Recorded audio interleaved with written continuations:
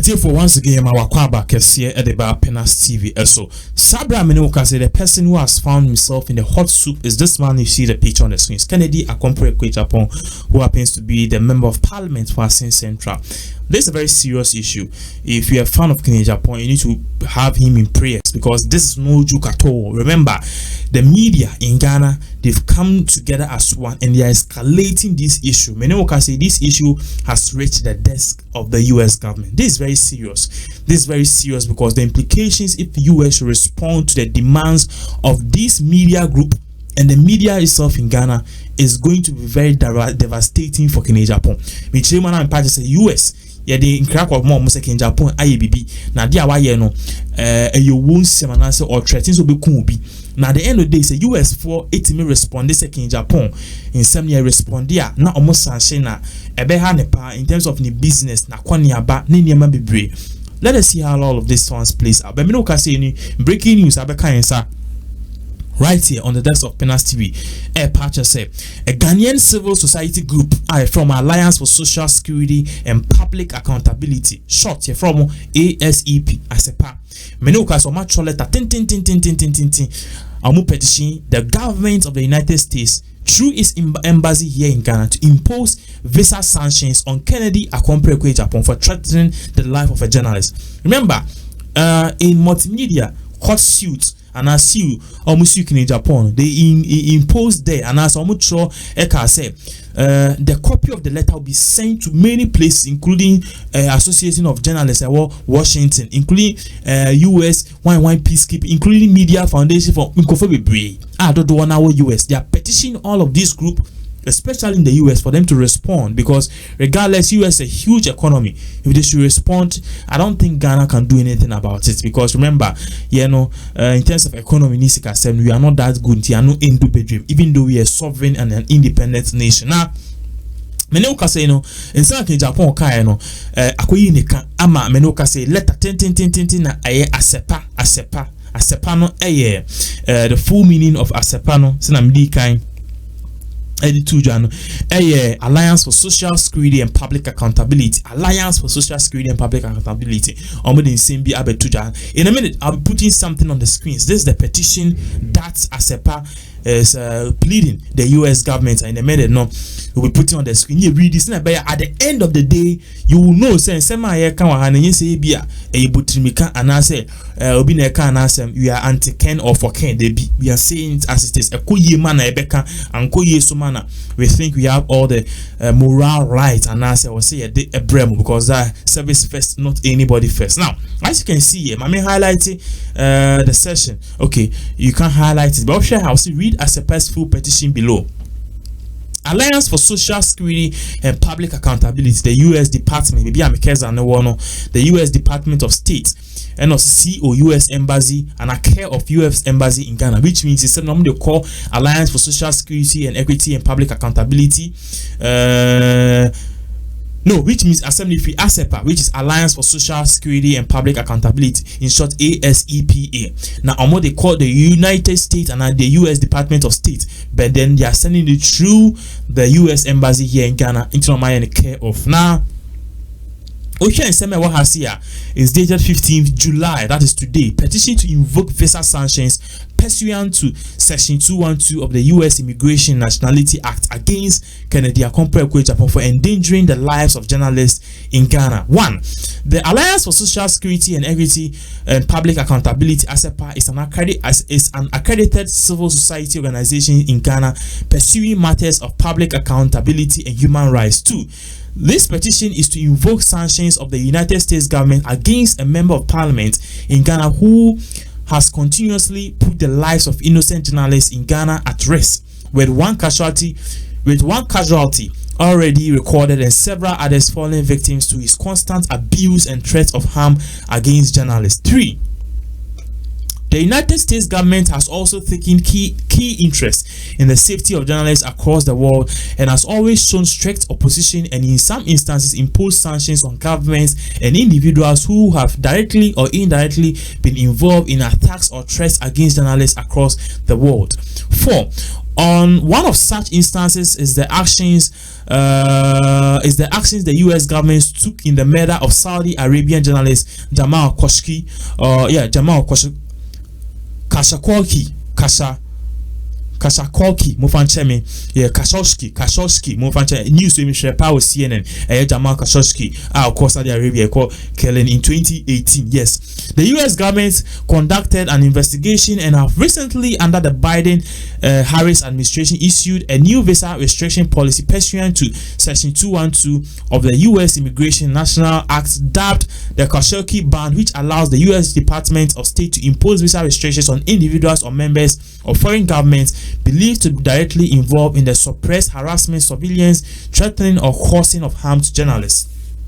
5. In 2019, the same member of parliament, Mr. Agyapong, sitting on national TV, issued threats against Tiger IPI Ahmed Hussein Swaleh. He also incited mob action against the journalist for the role he played in investigative expose dubbed Number 12, which exposed the huge corruption that had bedeviled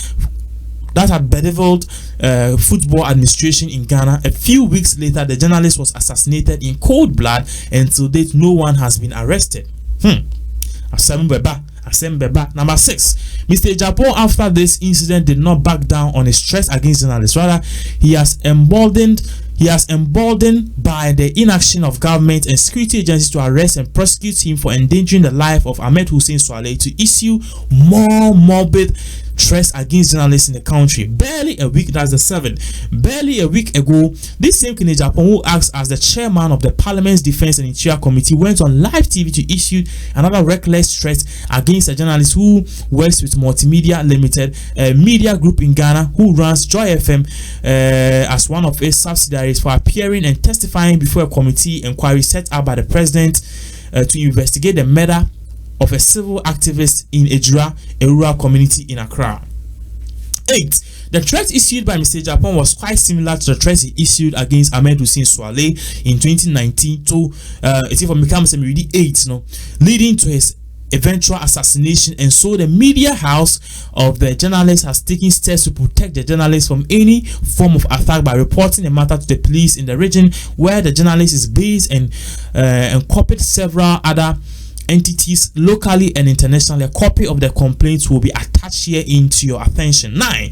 We therefore request the US government through the Department of State to activate the Khashoggi ban against Mr. Agyapong to restrain him from entering the United States where he has a couple of business interests or any United States territory. 10.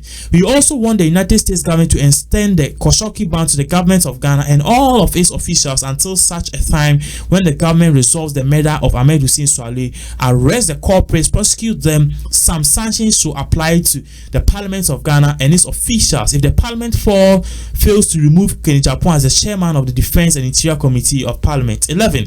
We are counting on the international interest of the US government in defending human rights and also promotion of the safety and well-being of journalists across the world to help protect journalists in Ghana who are constantly falling victims to the recklessness and viciousness of Mr. Agyapong. This was signed by Mensa Thompson, Executive Director, ASEPA, which is the Alliance for Social Equity and Public Accountability. Therefore, in some American Agyapong in some group way they stand in for journalists in Ghana, and they are saying what Agyapong said is very brutal and very vicious and very abusive words. In the past, Agyapong have made mention of these or certain claims at this. At the end of the day, it led to the untimely demise of Ahmed Hussein Swaleh. They are petitioning the US government through the US embassy here in Ghana to first of all impose sanctions on Agyapong. Now, Obekaya, Saudi Arabia, journalists be a coroner investigation. Ahmed Khashoggi. Khashoggi, a journalist, but they murdered him in cold blood. The next thing, we don't know what happened. At the end of the day, in same Bibri, say the Saudi Arabian government contracted some people to do in same Bibri. Donald Trump, who was the president then, he didn't do anything because he said the US was doing business with Saudi Arabia, and aside from they can't spoil the relationship between Saudi Arabia and US just because of one journalist. But this Biden administration is more prone, and as it's more friendly to journalists and their freedom. What must mobile normally ask by the Khashoggi act. This act you see say any person who issue a death threat against any journalist or orchestrate the death or offensive words or author offensive words against any journalist, that particular person will be sanctioned, banned, and perhaps all international punishments are laid down will be applied to that person. So that's what the ASEPA is seeking, that is this particular group is seeking. Say the US government takes a same measure to ban Agyapong, especially from entering to the US, because he has a lot of business interest in US, and if they ban him, next time he will not go and sit on TV and be putting people's life at risk. Secondly, too, they want officials of parliament, especially this administration and the parliament itself, they want them to ban them and ban Ghana, what I say, from several business opportunities that they enjoy. This because the parliament is failing to act. Because the same by, and according to them, they've made Agyapong the chair of the National Defense 1 in Parliament. And the question is, they are not learning anything. If Agyapong even is not directly to be blamed for the death of Ahmed Hussein Swale, at least by now he should have been dealt with an answer. I will see many a sanction behind, and I need to serve a term in jail. These are the words of ASEPA, not me. Not me. And their petitioning said they should sanction all parliamentarians until they act and put and sack Agyapong as the defense committee chairman. Aside from that, too, they want US to start sanctioning even the president himself. Now then, they don't move no more Agyapong in parliament. So this is how far this whole case is going. We don't know if the US government, the US embassy is going to respond, because the case is gaining traction, and as it's gaining momentum. Amount will be in another news.